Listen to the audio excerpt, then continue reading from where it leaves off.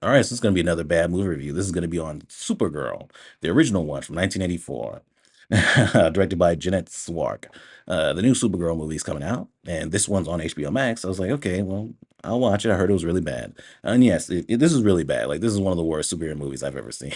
So, in this, we start off with Argo City. They don't really give context here, other than this guy Zoltar, played by Peter O'Toole. He, was the creator of this place. He's got a dome over it, things like that.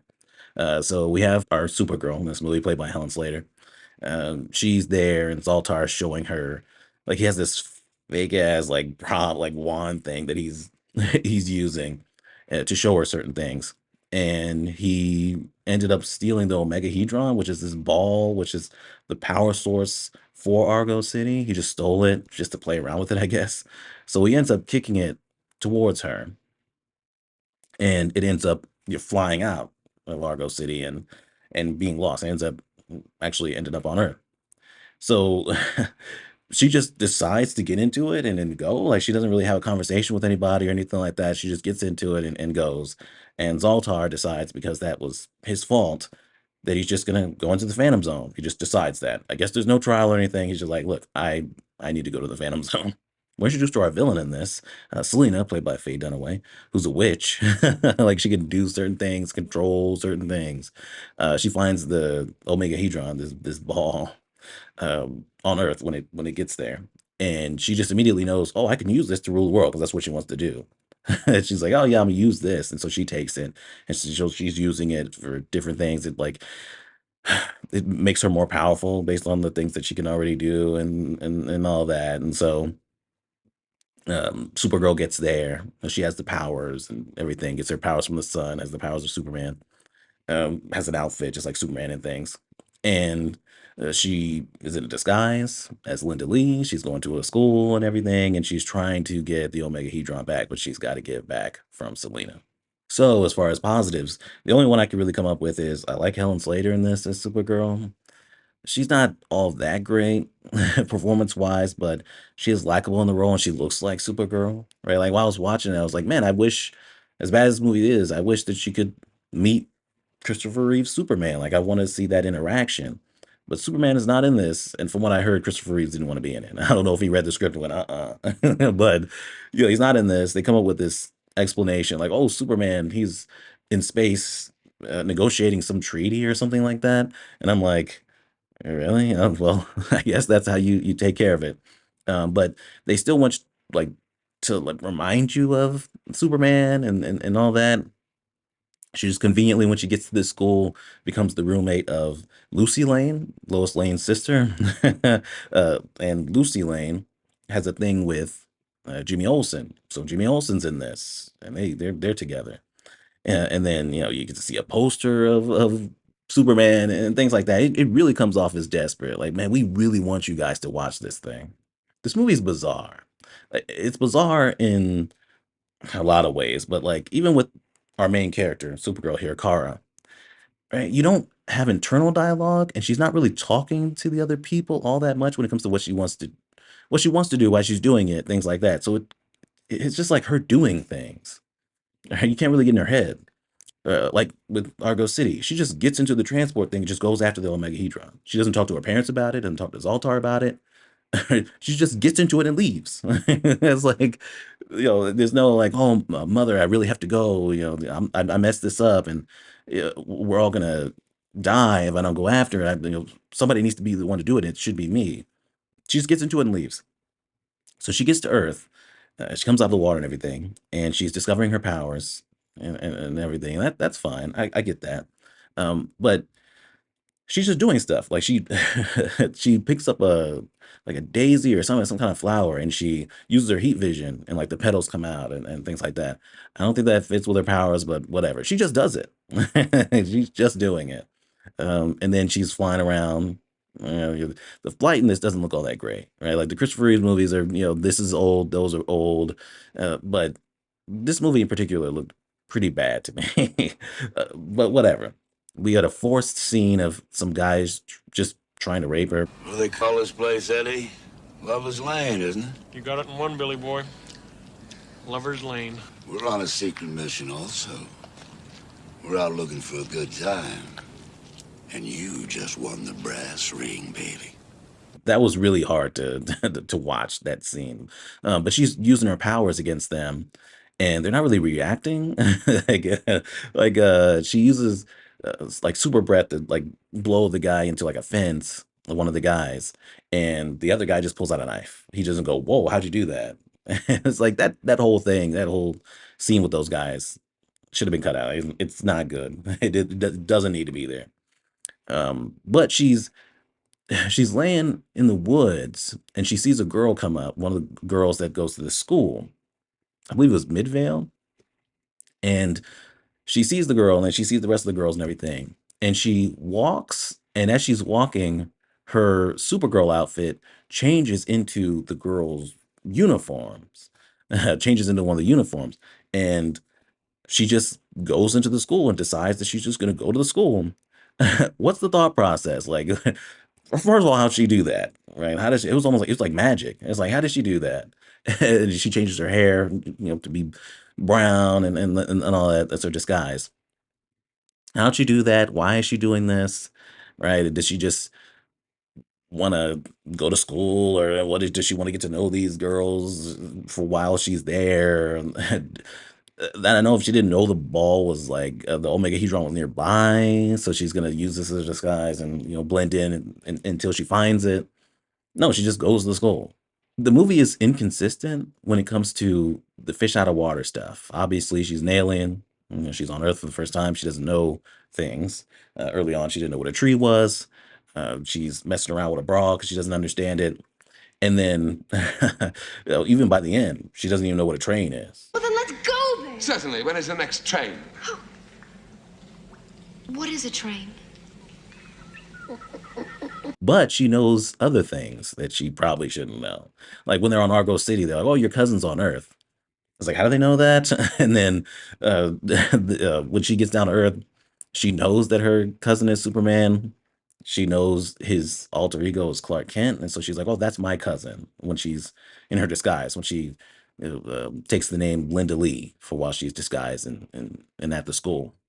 It's like, how does she know that? And then the big one is she goes into the school, doesn't have identification or anything like that. The dean or principal, whatever, he's like, I don't recognize you. I don't know all the girls here. It's real creepy. But he's saying, "Oh, I can't find your letter of recommendation." And he leaves the office, and she uses her super speed to type up a letter of recommendation and put it into his cabinet.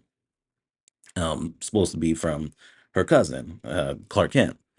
And I was thinking to myself, okay, how does she know what a letter of recommendation is? How does she know to type one that would be convincing enough for this guy? And how does she know how to type it and print it out in the first place? It's just like, whatever. We need this to happen, so it just happens. She's just at the school. All right. Like I said, she's the roommate of uh, Lucy Lane, Lois Lane's um, sister. She's a roommate. They're dealing with these two girls. They're like kind of messing with the other girls. They're kind of bullies. They're playing some sport and they almost hit Lucy, and a car gets in the way, and the ball bursts on her back. These girls try to mess with the pipes to burn the girls when they're showering, and Supergirl stops that. Now, she doesn't seem like she's all that interested in really doing anything when it comes to the ball or finding it or anything like that. She has a bracelet that Zoltar gave her. Apparently, it blinks whenever the ball is nearby or she can find it. And I don't know when they established that. It just, hey, it's blinking and hey, the ball's nearby. It's just like it feels aimless. It's like she's just there with the girls in school because they want that to happen here. But it's like, okay, she should be focused on the plot, right? Like she gets this crazy math problem right. The teacher that's there is this Nigel character who's the ex-boyfriend of Selena, the villain, who's a fucking simp.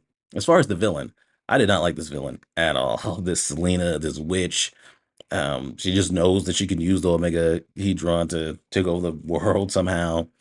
She has it in this like this holder, is like a dragon or whatever, and whenever it's closed, Supergirl's bracelet won't beep, and so she can't find it during that time and all that. But she's struggling with bills. She has like this main lady that she works with, like her main like henchwoman, I guess. They're struggling on bills, so they have some people over, and she has an issue with Nigel and all that.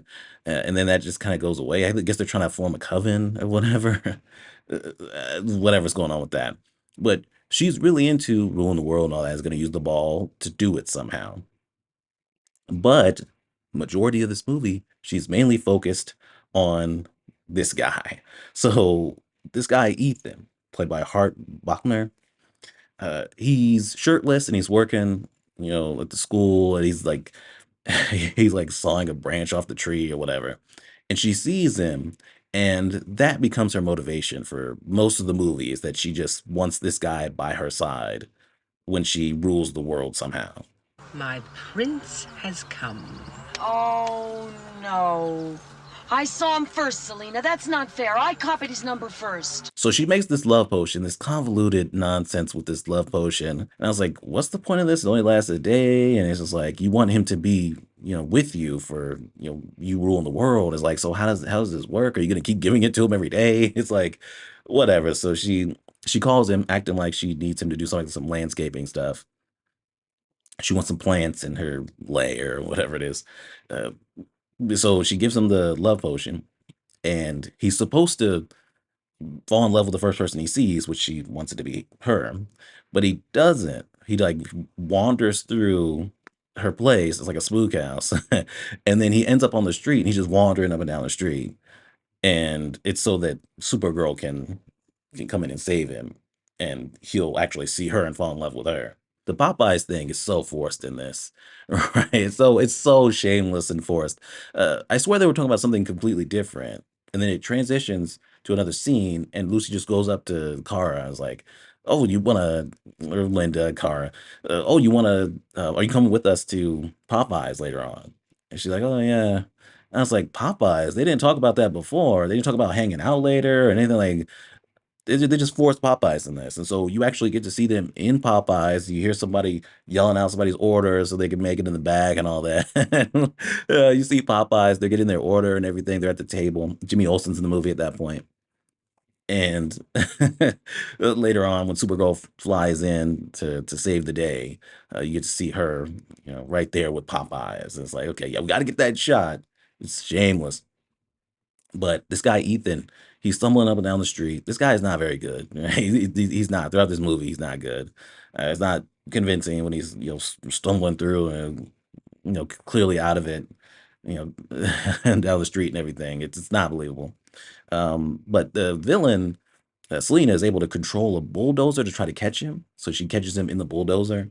Lucy tries to be a hero, tries to stop the bulldozer, and things get worse. There's gas, and there's a fire, and so there's going to be an explosion potentially. And I'm thinking, does Supergirl even know the danger there? Like, does she know the stakes of the situation? Does she know that if that gas touches that fire, it's going to be an explosion? Does she even know that? I don't know. It's all over the place with what she knows and doesn't know. So I don't know. But she swoops in, saves the day and everything, gets the guy with the bulldozer.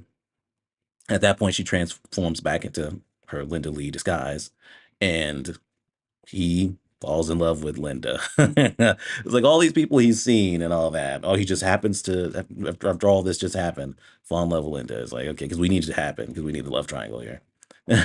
So after that, he's just saying a bunch of romantic stuff to Linda, right? Real sappy bullshit that's only working on her because she's an alien and is naive. It's really bad. Say my name aloud but once, and I shall die the happy fool. Look. Her soft caress did at once renew the beating of his broken heart. Are you crazy?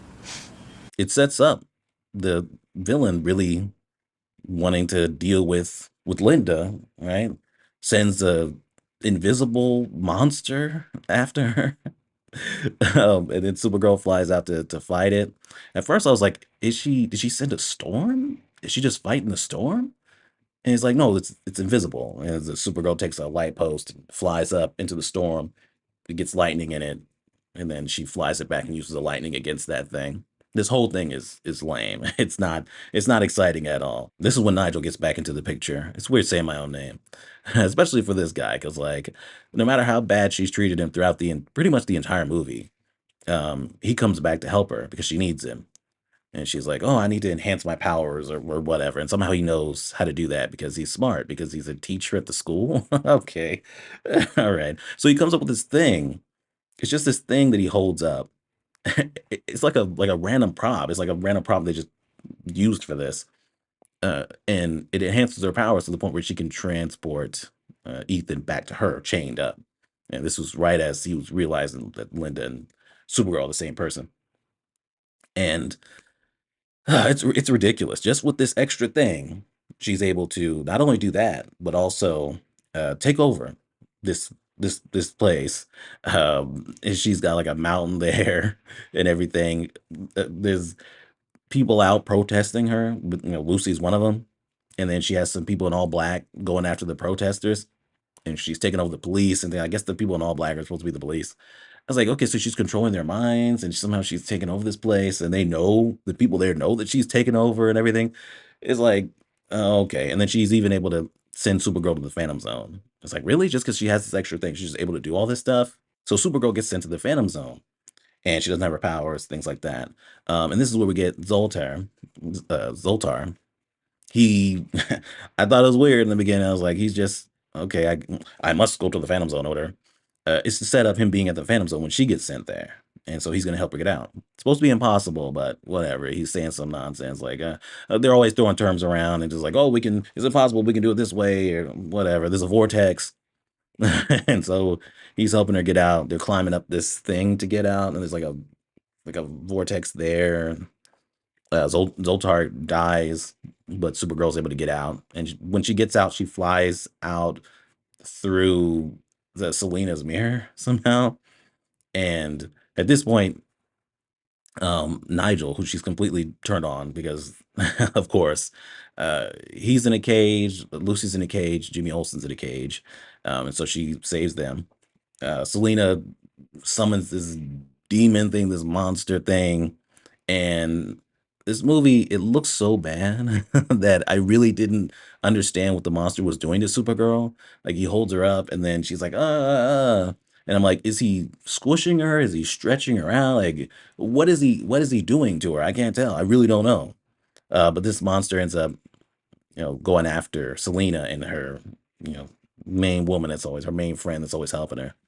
And that's the end. Supergirl gets the Omega Hedron back, flies back into the water where that transport thing is that she used to get to Earth, and that's it. Argo City, the ball, the Omega Hedron, the power source for it, gets stolen for seemingly no reason, and then they lose it. It happens to end up on Earth. She has to get on a transport and go to Earth to get it back, but she's mainly just going to be in the school, hanging out with the girls and things like that in disguise. We have our villain. Oh, we have a female superhero. Let's have a female villain. What's the female villain's deal? Uh, I don't know. She's a witch, and she's just immediately knows that she can use the Omega Hedron, the power source from Argo City, to rule the world. And but we want a love triangles movie for no reason, so she's mainly just going to be focused on that, on using a love potion so that she can get with this guy. But the love potion actually makes him fall in love with Supergirl instead. It's like, what the fuck is this, man? It's just whatever the fuck they can come up with. That's what it feels like. It's so terrible. I'm giving this complete shit. It's easily one of the worst superhero movies I've ever seen. As I was watching, I was like, man, this is so misguided on all fronts. It's like, how do I even come up with this shit? I mean, it's just nonsense. The dialogue is so bad. Them just saying nonsense.